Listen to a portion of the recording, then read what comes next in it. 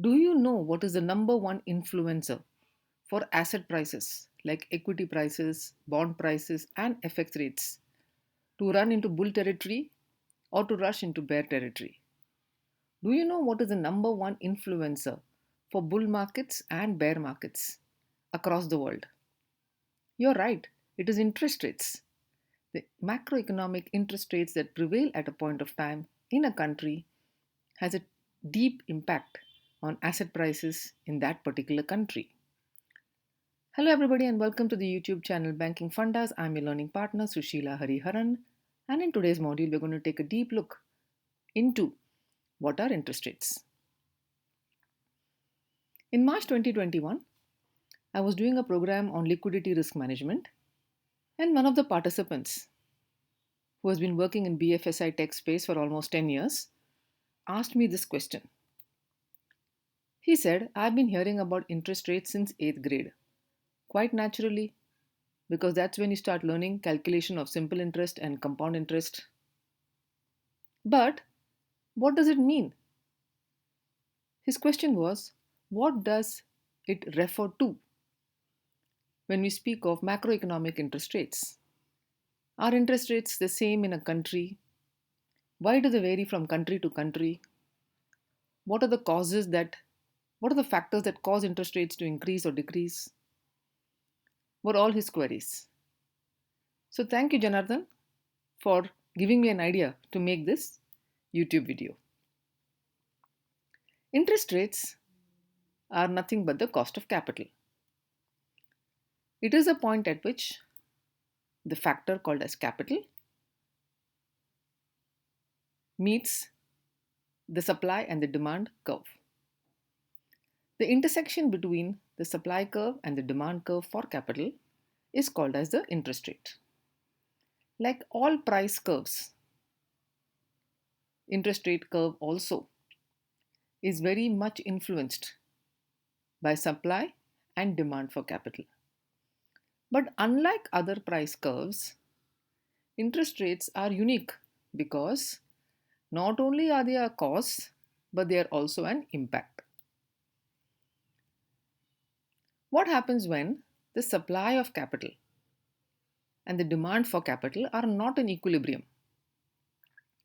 If the supply of capital increases, interest rates will decrease, right? And if the supply of capital decreases, then the interest rate will increase. So, interest rates is a very powerful weapon or tool that is available to influence liquidity and asset prices. So, let's start by understanding what are interest rates in India. At a very macroeconomic level, the RBI announces through the MPC, that is the Monetary Policy Committee, what it calls as the policy rates. The policy rates are the rates at which RBI lends or borrows from other banks in the system. Now remember, RBI is the banker's bank, right? It is a lender of last resort. Therefore, all the rates that RBI can influence and determine through its lending and borrowing policies is called as policy rates. That is the central bank's interest rate. Then, what each individual bank or non banking finance company or digital technology lending companies, etc., charge varies from bank to bank, from non banking finance companies to banks, etc. So, whatever are the policy rates have to get transmitted into what each individual bank or each individual NBFC charges its customers. In this module, we are going to take a look at the policy rates. The RBI policy rates extracted from the homepage of RBI, which is a wealth of information, the website of RBI, has announced four policy rates. The first one is the policy repo rate. The second is the reverse repo rate. The third is the marginal standing facility rate, and the fourth is the bank rate. So let's get ready to take a deep dive into each of these. And if you're ready with your pen and notebook, let's start making notes. What is the repo rate? The repo rate is the repo stands for repurchase agreement. So let's take a look at a transaction.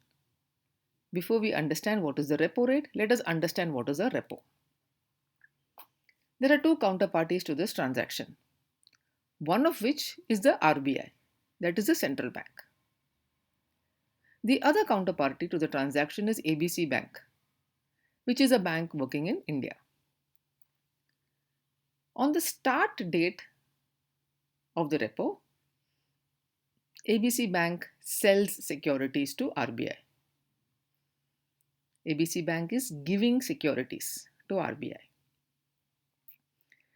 In return, what will RBI do? RBI will give money for the securities. But this is like any other transaction.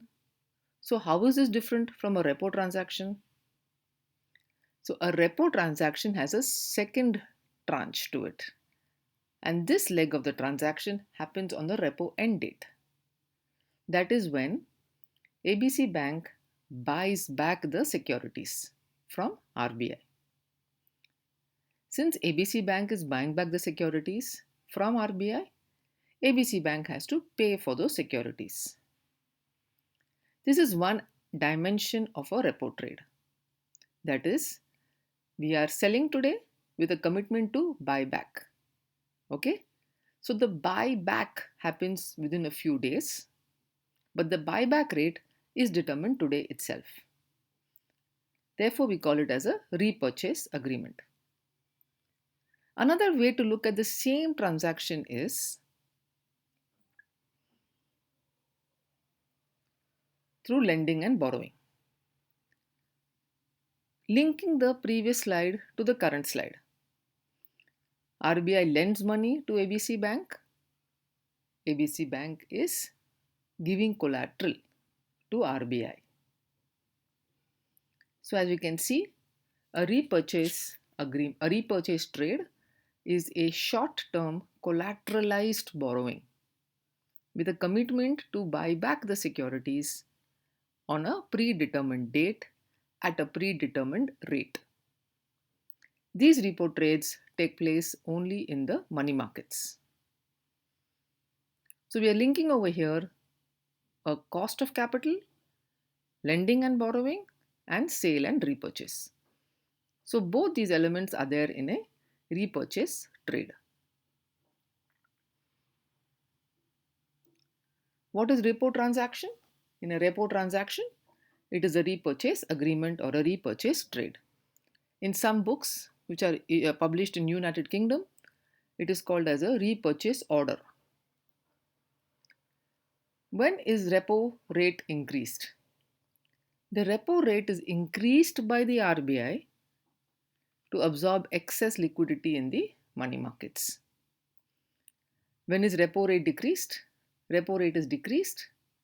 When the interest rate is decreased, the cost of borrowing comes down. When the cost of borrowing comes down, borrowing picks up. Therefore, it injects liquidity in the money market. Okay?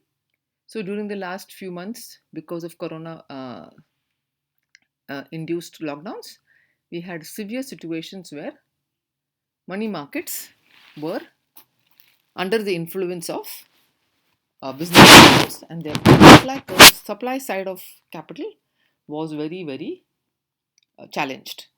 Okay.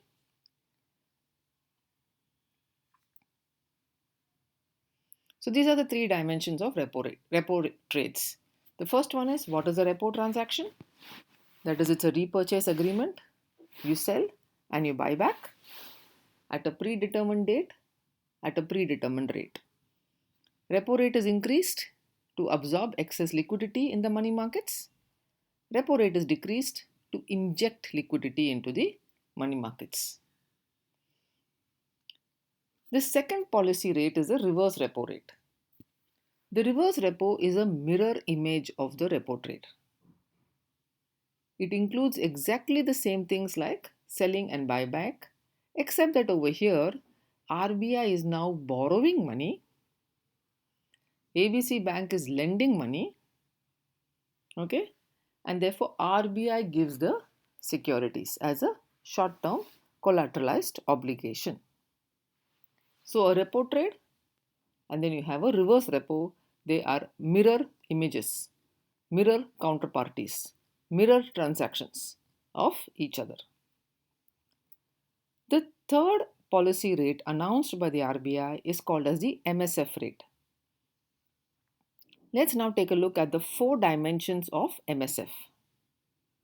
MSF stands for Marginal Standing Facility. This facility is opened by the RBI to banks who want to borrow from RBI.